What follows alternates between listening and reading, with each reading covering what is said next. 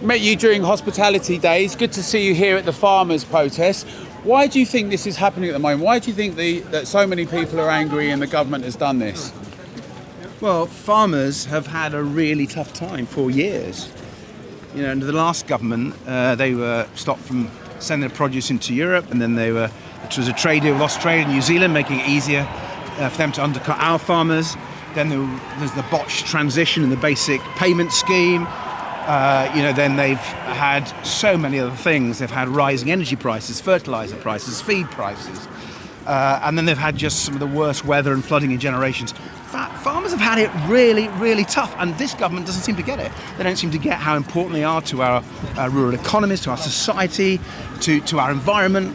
Now it takes my breath away by how dreadful they're being. This is a full-scale attack on them. They're slashing their payments, the basic payment scheme. They're going to cut that. The Democrats will be standing by our farmers every step of the way.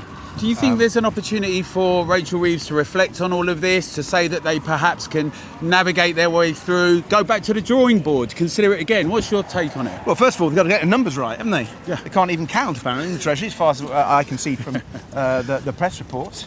They've got to think again. And I don't think they understand how farming works, passing a farm from generation to generation, long-term investment.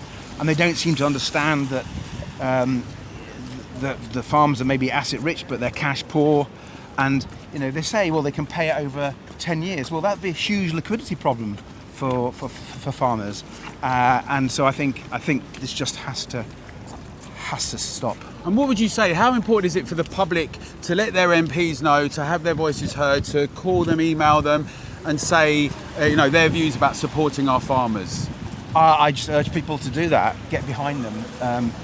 I think farmers in our country are the best in the world. They're crucial for food security. They're crucial to keeping food price inflation down. What would happen if farmers go out of business? What's going to happen to the price of food? So this affects everybody. I think people in the Treasury and certainly in the higher echelons of the Labour Party don't seem to understand the full impact of this. Okay, so, got to go now. But nice to talk to you. Thanks a lot, Ed. All the best. Take care. Well, there you hear it. Everyone's here. Lots of people. We've got farmers, we've got citizens, haulage, truckers, pensioners, students. Let's all stand together with our farmers. Make your voices heard. Let your MPs hear from you. This is just the beginning.